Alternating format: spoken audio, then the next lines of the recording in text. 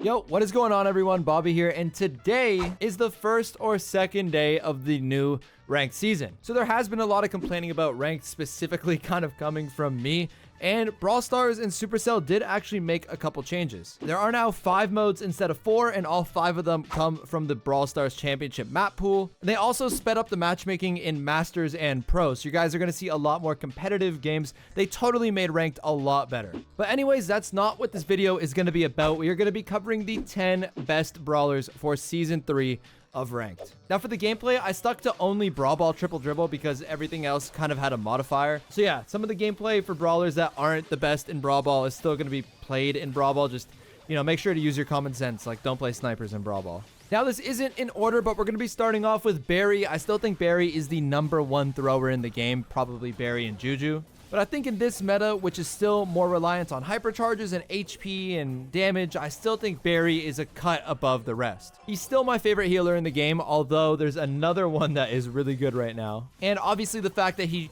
shoots over walls is a major advantage for him. So yeah, if you're facing low DPS, brawlers that can't exert a lot of damage, something like Poco, Sandy, Ollie, for example, if you have like a tank or a high HP brawler or a high damage brawler and you mix that brawler with a Barry, it should be pretty easy wins. Next up, we have Ollie, and Ollie's been one of the best brawlers in the game for a while. He did receive a slight nerf, but he's still easily going to be one of the 10 best brawlers for the season. There are some brawlers that just seem like they can't really get hard countered. Like, obviously, if you go Poco into Ollie, you can't really stun anybody. But Ollie, even when hard countered, seems like he can always do something. Most brawlers aren't like that. Like if you're playing Dyna and you're facing an Edgar or a Mortis, you're not going to be able to do anything. But Ollie, even into his worst counters, he can always perform. Obviously, the stun pull and the stun jump is really good. The stun super is really good. Like everything about Ollie's kit is really good. Then you add the fact that by getting hit, you get your super. It just makes Ollie such a beast of a brawler. And if you guys could max out Ollie, he doesn't even have a hypercharge yet, so I'm scared for when he gets a hyper, but he is definitely one of the best brawlers and will be for a very long time. Next up, we have Kenji, and I just made an entire video about Kenji, so like I don't think there's too much that has to be said, but Kenji's hyper is the best in the game right now. It's like a mix of a Tara pull, a Kenji super, and like a gray teleport all in one. Like it just has so much utility. If you're playing Brawl Ball, you can kind of like push a ball up and then super into it and no one can stop you. Plus you pick up the ball. Like it's just insane. There are so many different things you can do with Kenji, and he has good mobility just like Ollie. So that dash attack can like kind of help you get close to your enemies even if you're countered. And you should always be able to get at least one Kenji hypercharge a game.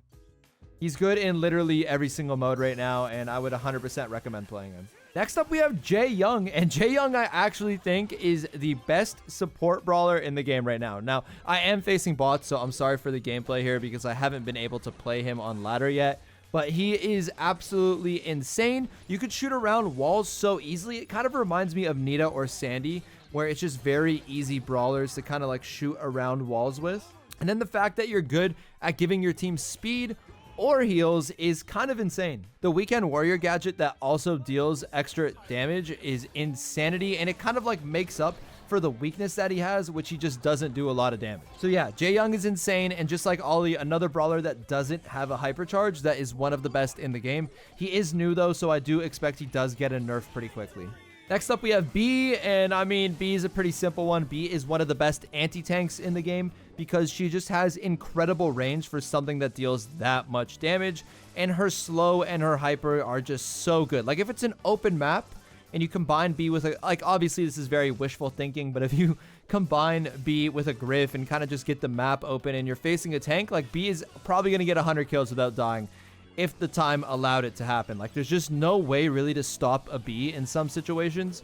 So on maps like Ring of Fire or Backyard Bowl, where there's a lot of tanks and it's wide open, B is just such a menace. Now, I would avoid playing B on like Bounty or Knockout, but basically anywhere else, probably Heist too, I would avoid, but basically anywhere else, B is the best anti-tank in the entire game, especially because this guy just got a slight nerf, which is Chester. Now, Chester was also one of the best anti-tanks in the game, 100%, because that hyper was insane. Probably only second to Kenji. It was like a guaranteed kill, and you could chain 2 pretty easily, but it did get a hypercharge charging nerf, so it does take a little bit longer to get. Now, you're still pretty much guaranteed to get at least 1 per game, But, you know, Chester's a pretty interesting brawler. Like, depending on what gadgets you run, there's a lot of RNG. Obviously, the supers have a lot of RNG, which is just kind of means like randomness. Like, you don't know if you're just going to get useless super after useless super, or useless candy gadget after useless candy gadget, or useless reroll dice after useless reroll dice. Like, you never know with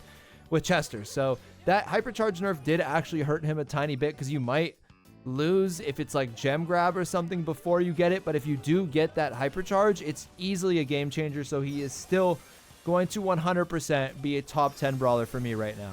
All right, now next up we have Hank, and Hank is the most commonly played brawler in the pro scene, which is kind of insane, but he's just so solid. Like, that big bubble just hits you for 4,000 damage. It obviously goes through, over, around, however you want to say it, like through walls.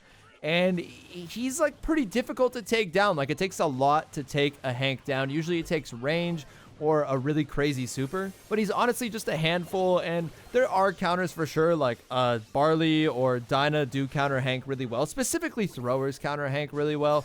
But besides that, he's just always way too difficult to take down, and he always causes a lot of attention, which usually makes it very easy for your teammates to do something. So you may not always carry on Hank like you would on Chester or on Kenji, but you can always put in an insane amount of work on the fish.